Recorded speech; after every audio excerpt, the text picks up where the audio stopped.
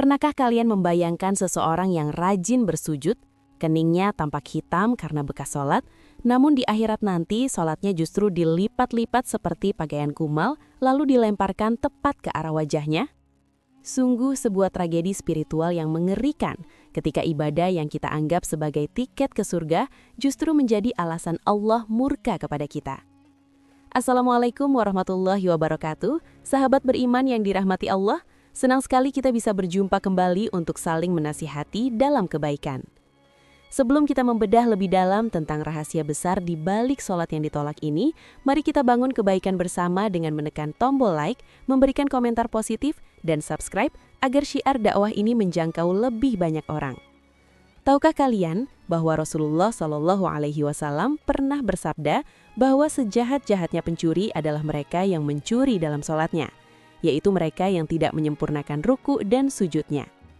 Banyak di antara kita yang terjebak dalam fenomena sholat secepat kilat, seperti burung gagak yang mematuk makanan tanpa adanya tumakninah atau ketenangan sedikit pun. Padahal tumakninah adalah ruh dari sholat itu sendiri. Tanpanya, sholat kita hanyalah gerakan olahraga yang tidak bernilai di hadapan Sang Pencipta.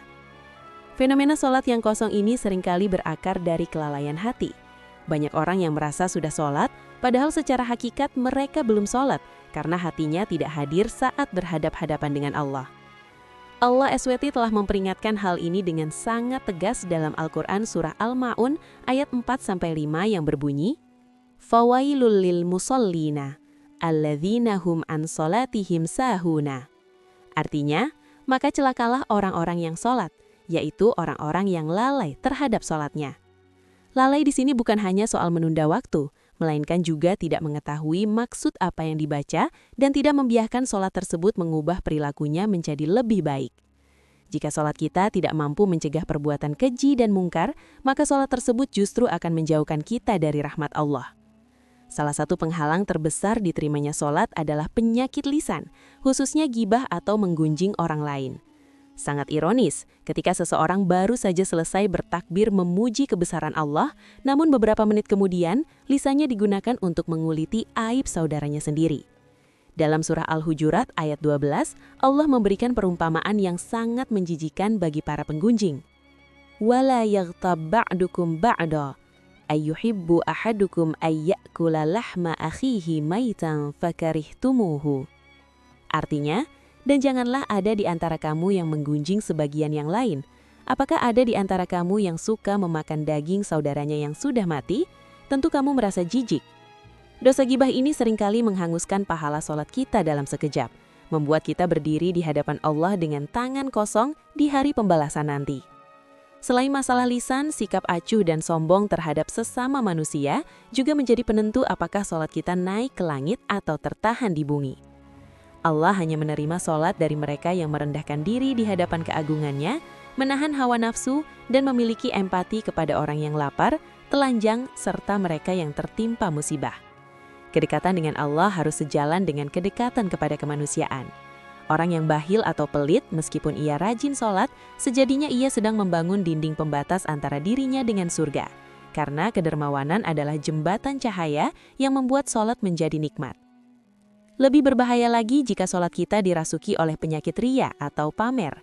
Ini adalah kesyirikan kecil yang sangat halus, di mana seseorang memperindah sholatnya hanya karena ingin dipuji oleh manusia, bukan karena mengharap ridha Allah semata. Sebagaimana firman Allah dalam surah An-Nisa ayat 142 mengenai ciri orang munafik, Innal munafiqina yukhadi'una Allaha wa huwa khadi'uhum, wa idza qamu ila sholati qamu kusala, yura'unan nasa wa la yadhkurunallaha illa qalila. Artinya, sesungguhnya orang-orang munafik itu menipu Allah dan Allah akan membalas tipuan mereka.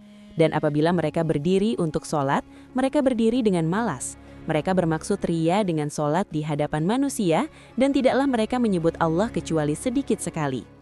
Niat yang melenceng ini membuat seluruh kelelahan kita dalam beribadah menjadi sia-sia. Begitu pula dengan sifat suka berdusta. Kebohongan sekecil apapun adalah ciri kemunafikan yang dapat menghapus keberkahan ibadah.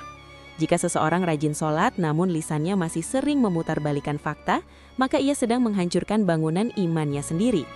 Keimanan dan dusta tidak akan pernah bisa bersatu dalam satu hati yang tulus.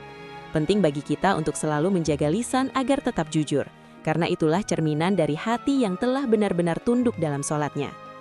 Mari kita merenung sejenak. Jangan sampai kita termasuk golongan orang yang mengira dirinya sedang menabung pahala, padahal yang ia kumpulkan hanyalah rasa lelah dan letih. Perbaikilah tumakninah kita, bersihkan hati dari penyakit pamer, serta peliharalah hubungan baik dengan sesama manusia, agar sholat kita benar-benar menjadi cahaya di dunia dan di akhirat. Ingatlah bahwa tujuan utama sholat adalah untuk mengingat Allah, dan pengingat itu harus membekas dalam setiap tarikan nafas dan tindakan kita sehari-hari.